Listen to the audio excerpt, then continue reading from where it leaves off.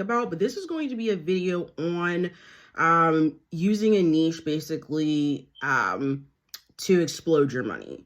And so the question was, and let me see if I can find it to read.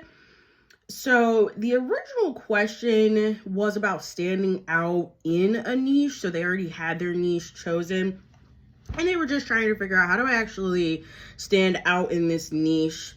And so first of all, my response is good. You want to be in a niche. So I don't know if they were concerned about that their niche is small, but this is actually a really good thing if you use it to your advantage. So for this example, for this conversation we're about to have, we're going to use the spirituality niche, and we're going to pronounce it correctly. Spirituality. And so we're going to talk a little bit about what the tactics are, what the approaches are to finding your explosive money-making niche within the spirituality niche. And so this might be a little bit of a new concept to some people. You might have thought, okay, wait, isn't that already the niche? Isn't the niche in and of itself spirituality? But that is where, right? That is where the prime opportunity comes in to actually unlock the money in the niche, is taking it one step further. Okay, so let's talk about niching, what it is, why it's powerful. It needs finding a specific subset within a broader market, okay? So instead of trying to reach everyone, you focus on a smaller, more defined audience. And this might kind of sound counterintuitive, because when focusing on less people limits you. But okay, the opposite is going to be true. And why? It's because you can become an expert in your area. People can really look to you, seek you out, trust your expertise, i.e. getting you more money to pay for your services. Now, if you think about any time that you've bought from someone, think about maybe a situation where it was like, there was not just, you looked up kind of what you needed, and there was not like a bevy of like different people that could help you, or different service providers that could help you. What are some of the things that made you, that you thought about as you were evaluating which one you might go with? And I'll say for myself, a lot of times it's the people that look like they have more experience. If they don't have a lot of reviews and I can't pull it from their reviews, I'm just going to pull it from their information. Like if you are putting out some messaging where you're like, well, I'm kind of into spirituality and I kind of want to share this with you, versus someone who's like, spirituality is everything to me. I focus specifically on this subset of spirituality, and I'm an authority in this space, and here's my experience. Even if it's not reviews, I'm gonna gravitate more to that because they seem like they know what they're talking about. Okay, so one of the biggest concerns, fear of not standing out.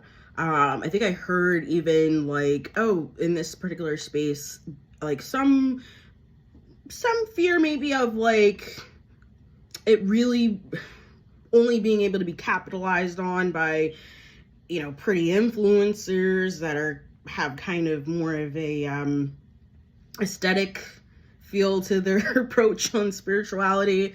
And so what I really want to say to you is, and this goes for any market, not just the one that we're talking about for this example, there's space for you. There is space for you. There's space for you. There's space for you.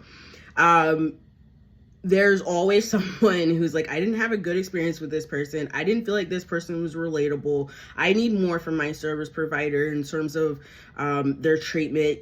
People are rude. Like there's so many different, I don't ever want to book with this person again. That leaves the gap in the market for you to come in. And if you lead with quality and continuous improvement first, you will stay in your position in the market.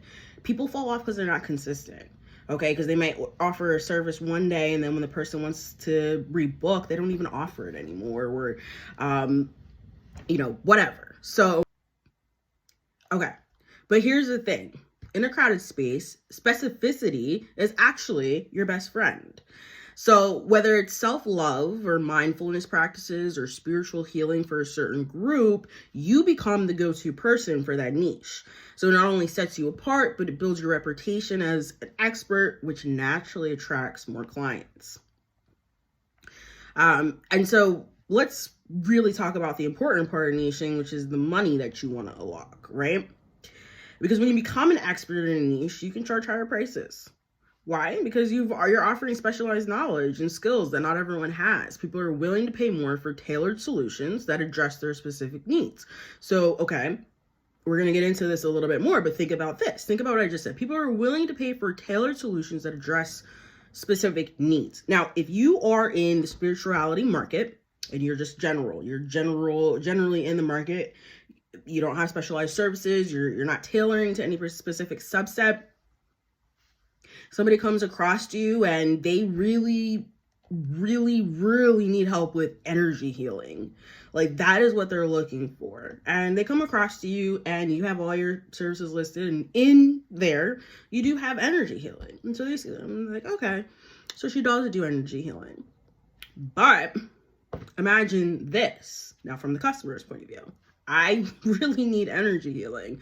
And I come across a profile and the first words are, I'm Daphne. I perform energy healing for millennials, or I perform energy healing for women who are in their first year after giving birth. And I am a woman. I'm in my first year after giving birth. I'm a millennial. Like, I'm going to go, like, you offer energy healing. That's great. And you have a really nice website and you offer a whole bunch of other services, and I see energy healing in there, but you offer just energy healing, or that's your main service offering that you're hyping up on this page, right? Because you can have more than one page. Okay, we can get into that as well, right? You can target different audiences. So you can have one web page that this is your target, right? And they can have another one for another subset. So never think that niches are going to limit you. They're just going to explode your money more. They're just going to unlock it faster and with a lot more impact. Okay, so I'm looking at you and I'm like, okay, this is who I'm purchasing from. And not only that, you've convinced me that you've got the knowledge in it. So I'm probably a little bit more open to pay those rates. Like, if we're negotiating rates and you're saying, okay, I'm $20 an hour, and guys, nobody should be charging $20 an hour for energy healing. We all know that. It should be a lot more than that, but I'm just throwing out a number. You're saying, okay, I'm $20 an hour. You do a little bit of everything. And you're saying, okay, I'm $30 an hour, but this is my core competency. This is what I put my heart and soul into. I'm going to pay the $10, but it's going to be a better experience. That's what I'm expecting, at least, as the customer. Like, this is your authority, where this is just something that she does. Like, this is your everything. This is where you put all your concentration, focus, and wisdom. And this is just something that she offers, okay? And so, like, that's the difference. And I do believe picking a niche, to get started with, and focusing in on that is powerful. And so you heard me just say that you can have multiple pages. So as you develop your business, okay, you start with your flagship one, you pull out your expertise and you find that one where it's like, okay, I have a good foundation of knowledge. I can research further into this. I can develop my skills further into this. And that a lot of times is a really great one to make your first niche, your first focus, get your money, and then continue to develop off different services. And on top of that, it doesn't hurt you that you had an earlier niche. Check this out. Okay, I niched first in energy healing. I built up my platform. I built up, my expertise there, my reputation there, my brand there. People know, okay, Daphne's an energy healer. And I have an audience now that respects my expertise there. And I say to myself, you know what? I really want to get into astrology for personal growth. I really want to get into that service. And so I started developing that. But guess what? I also still have this audience that I got from energy healing. And I can still stand up in that audience and say, hey, you really enjoyed my energy healing. Now check this out. I've now spent a lot of time learning astrology for personal growth, and I can't wait to share this with you guys. So not only are you able to still capture some from the market that you've already built, from the target from the audience that you've already built, you still get to start branching out into a new audience. So you see people talking about, okay, we need this right over here. You create that solution for them. Doesn't take away from the solution you have over here as an energy healer. It just adds another revenue, another major, okay, I'm an expert in here as well.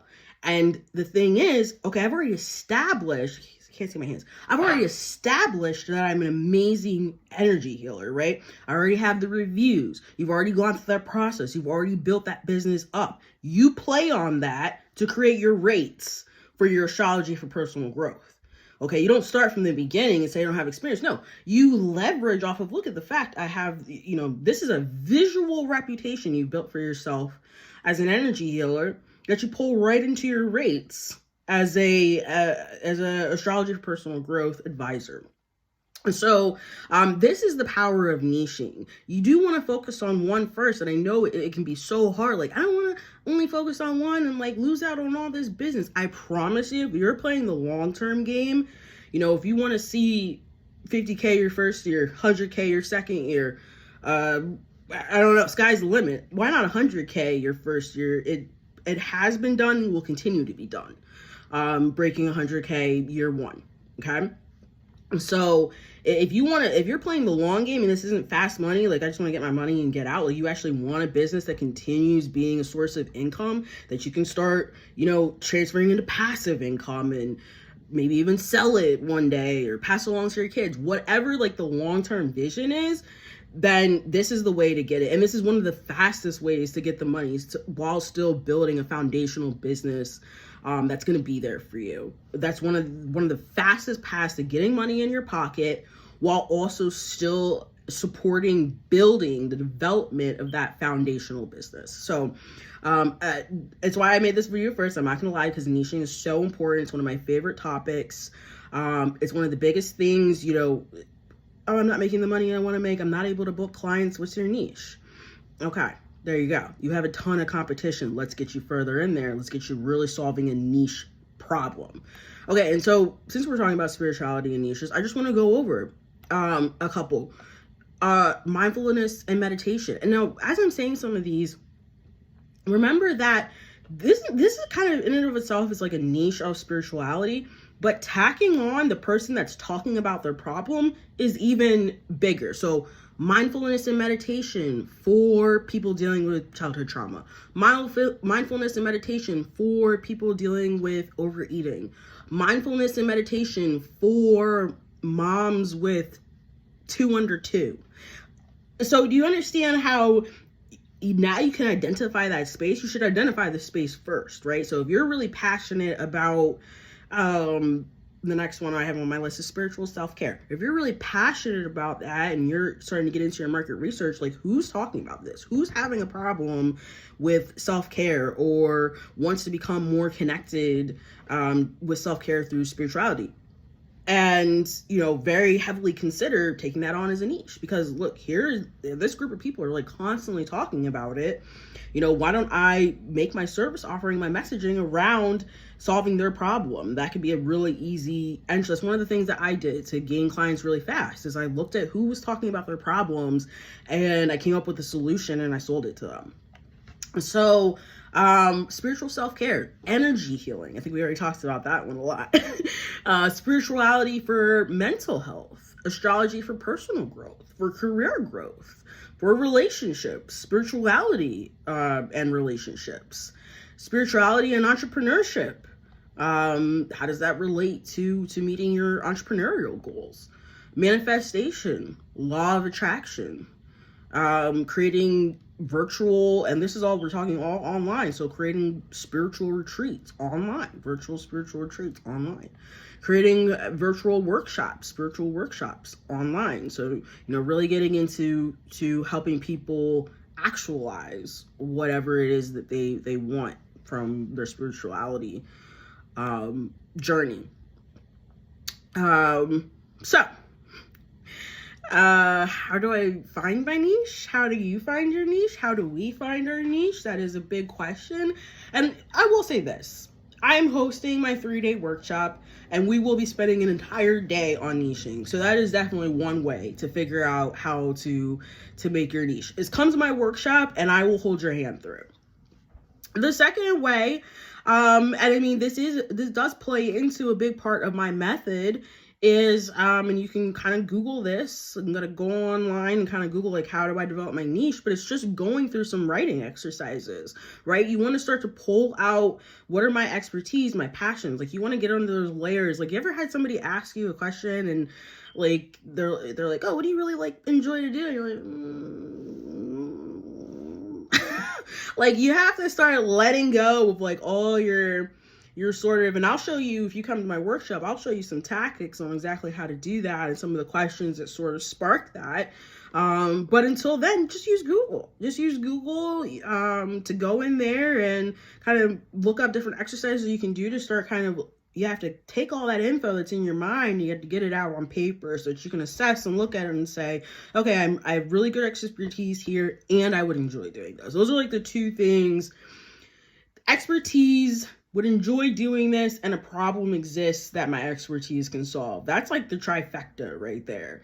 You don't want to do something that you're really good at, but you really don't like to do, because like the passion won't be there to continue, be consistent at it. But you know, at the same time, if you have expertise in it and you really enjoy it, but it really doesn't solve a problem, it's not that you can't make a business out of it, because, oh, you can.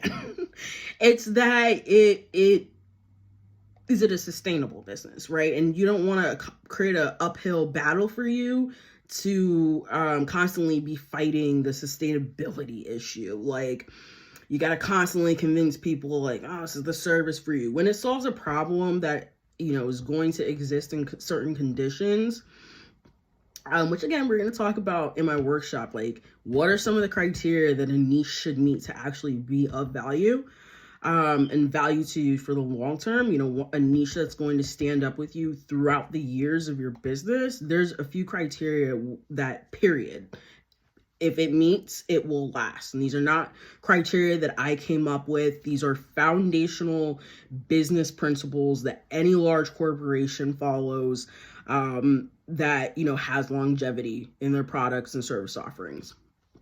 So we're going to be talking about that. But like I said, until then, what you want to do is you want to get all of this fruit and meat and potatoes, I love saying that, that's in your mind, and you want to get it on paper so that you can start to assess, where are the problems, where does my expertise and the things that I enjoy intersect. So I hope this video was super helpful, just to talk about niching, especially in the spirituality space. And, you know, ultimately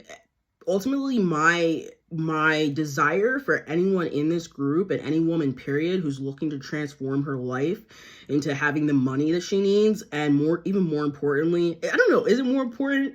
I'll say this, my life, it transformed once I got flexibility. And you'll hear me say this time and time again, once I was able to not have to ask someone to go be a mother whenever I needed to throughout the day, and then not have it compromise my money, that's when I felt the relief. So, and I'll be honest, I got the flexibility before I got the tons of money. I was able to sustain myself and have flexibility for a while before I got all of the disposable income I wanted. And so, although all happened in year one with hard work and a plan. So I'm not saying that it took that long. I'm just saying, you know, I felt the relief of having flexibility within a few months. Okay. And I admittedly, I hadn't broken 100K in a few months. So, yes, they came at slightly different times in terms of like the droves of money and all that. But in terms of the flexibility, in terms of, I felt that in a few months. Once I had gotten enough clients to not, you know, to be able to step away from a full-time job, that's when I felt that, because I was able to, any given time, like my son needed something, I'm good, I'm there. I don't have to tell anyone. I don't have to say, can I pop out of work early? Can I get permission to do this? So my son needs, needs to go to a doctor today. Can I come in a little bit late? I'm sorry, with a 3-year-old, it just felt like it was constant. It felt like it was every single week I had to make a special request to accommodate my son. And I didn't like it. I didn't like asking permission to do things that seemed so normal to me. Like, I need to come in at 9 o'clock because I need to take my son to the doctor. I need to leave at 2 p.m. because his school just said he wasn't feeling well. Like, these seem like things where it's like I should be able to just go and do it. And I couldn't. So this is why I want to see this so bad for everyone in this group, every mom in this group, every woman in this group, because you should be able to go do the things that you need to do in life when you need to do them without having to ask permission and having to be like, oh, hey, can I go do this for an hour of my day? Like, this is your day. Every day should be your day.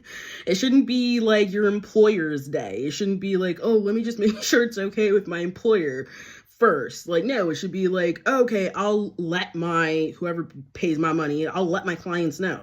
Like, that's my day. If I said I was going to do something, I'll let my clients know that I'm not going to be, that we'll have to reschedule because I have an emergency. Period. That's what I want for you guys. I want you to be in control of your day as much as you possibly can. We know as moms, there's a lot we've had to give up in terms of, how we get to live our days. But one thing I want you to be able to, I know where my money's coming from, and it will not be compromised if I need to go do something right now. That is way more important. So that's what we're trying to get everyone to. I hope this video was helpful. Come to the workshop. It's going to be September 24th is the first day. September 24th, 25th, 26th, every day at 11 a.m. And we're just going to be exploding through it so that by the end, you have the tools and resources to just get started and absolutely explode. Oh man, I'm excited for this journey with you guys. Enjoy the rest of your Wednesday.